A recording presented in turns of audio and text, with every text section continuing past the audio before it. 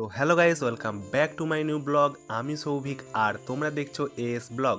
So guys, আজকে ছিল বৃষ্টির দিন, সেই জন্য মা বলল বাগান থেকে একটু বিট তুলে আন, খিচুড়ি রান্না হবে।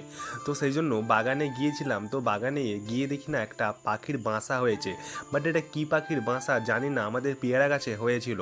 তারপরে কি করলাম গাইস, এখানে আমাদের দেখতে পাচ্ছ বিট হয়েছিল, আর বিট একটা তুলেই নিলাম। আর বিটগুলো কত বড় বড় হয়েছিল তোমরা দেখতেই পাচ্ছ। আর একটা তুলতে হবে, সেই জন্য আর একটা বিটও তুলে নিলাম। তো গাইস দেখতে পাচ্ছ বিটটা এখন তুলছি, আর বিটটা কত সুন্দর বড় হয়েছে তোমরা দেখতে পাচ্ছ, পুরো মাটি লেগে আছে, টাটকা বিট, একদম খেতেও সেই লেভেলের হবে। দেখতে পাচ্ছ আমাদের গাছের বিটটা কত সুন্দর হয়েছে। তো তোমরা দেখতে পাচ্ছ আমি দুটো বিট তুলে নিয়েছি, এবার এই বিটটা মাকে দিয়ে আসবো, তারপরে তোমাদের আর একটা জিনিস দেখাচ্ছি, দাঁড়াও।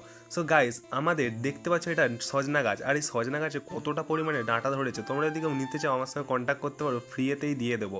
আর দেখতে পাচ্ছ আমাদের এবারে গাছে আনারসটাও খুব সুন্দর হয়েছিল, দুটো গাছেই ধরেছিল আনারস, কত সুন্দর লাল লাল দেখতে, একদম সেই লেভেলের লাগছিল, মনে হয় তুলে খেয়েই নি একেবারে।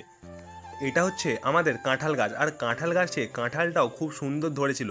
কিন্তু জানো তো, আমাদের কাঁঠাল গাছে কোনো বছরে কাঁঠাল থাকে না, কি করলে থাকবে অবশ্যই আমাকে কমেন্টে জানাও তো। সো গাইস, চলো আজকের ব্লগটা এতটুকুই ছিল। সবাই ভালো থেকো, সুস্থ থেকো, চলো টাটা, বাই বাই।